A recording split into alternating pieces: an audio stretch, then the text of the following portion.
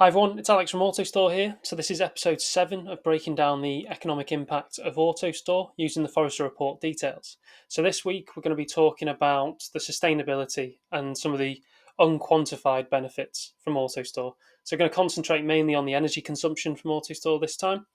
I've used all of the details from the composite company, so I've got like an annual summary and everything from there. Okay, so as a lot of people will know, AutoStore is this really, really low power requirement. So I've used essentially the exact same metrics as the composite company. So with that setup, they've got 40 R5 robots, 6 pick imports, and 4 inbounding ports.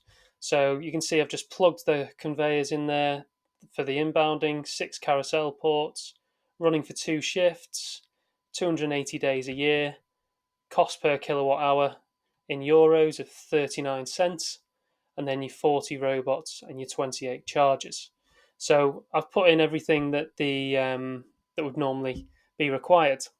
So the overall power consumption for a full year is nearly 23,000 kilowatt hours. So not very much at all. And the total estimated cost based on this 39 cents is only about €9,000 a year to just run the whole system, which is very, very little. If you imagine you're only needing 50% of the people, so that's 50% less coffees, 50% less teas. Just by not boiling the kettle, you're saving a load of money. One of my colleagues, Paul Cusack, I'll tag in this. He always talks about how many times you're boiling the kettle if you've only got half the staff per year, and that's a big saving in itself. So really, really impressive. So I thought I'd break down as to why AutoStore actually doesn't require that much energy. So with 10 robots, so in this case we've got 40, it only requires the same energy as a vacuum cleaner, or 10 robots and 2 ports is the same as a toaster. So it's very, very low energy. The system itself can actually run completely on solar energy, even in the UK. We've got a site, Children's Salon, in the south of England that can run completely on solar energy, which is insane, really, with our climate. There's also an example of a company over in Australia, Davcor.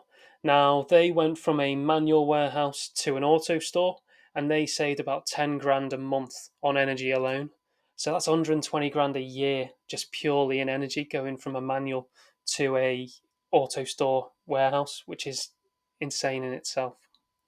So that's it for this week, going through the sustainability and the energy consumption for AutoStore. Really, really low power. If you've got solar panels on your roof, imagine just running off the grid, essentially, even in the UK. So, well worth looking at. So, next week, we're going to be talking about some of the other unquantified benefits. It's a bit of a bumper episode. Going to be going through cost of maintenance and having on site maintenance teams, inventory costs, ability to expand, and being able to stay in the same warehouse. So, we've got a lot of ground to cover next week. Hopefully, see you there.